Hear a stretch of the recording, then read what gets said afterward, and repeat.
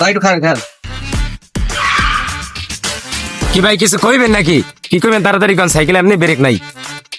ভাই মনে হইতেছে আপনি মনে হয় এই এলাকারই, আর আমি তো এই এলাকায় নতুন আইছি, আর আমি তো কিছু চিনি না এই এলাকার, আর আমার পকেটে টাকাও নাই।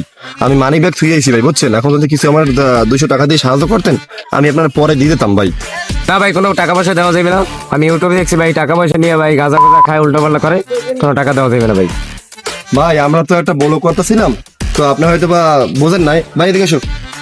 এই আপনি আমার একটা মানে এটা একটা কুইজ কুইজ খেলা আর কি। আপনি যদি আমার 200 টাকা দিয়ে সাহায্য করতেন, আপনি এখন 2000 টাকা পাইতেন, কিন্তু আপনি দেন নাই আর আপনি পান নাই। সরি ভাই, থাকেন তাইলে। সিরে 500 টাকা লস হয়ে গেল তো, বুঝলামই না।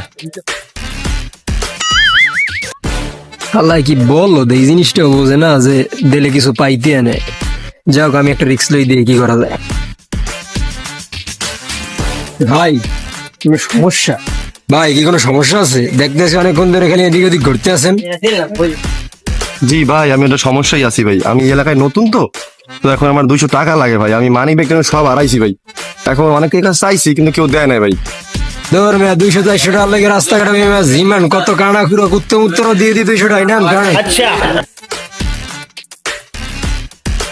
মেয়া 200-500 টাকা ডেলি খয়রাত দিয়ে দি। আর আম্মে মেয়া কি কমু না থাক আন্দাজ লাগবে। তাহলে আমার গিফটটা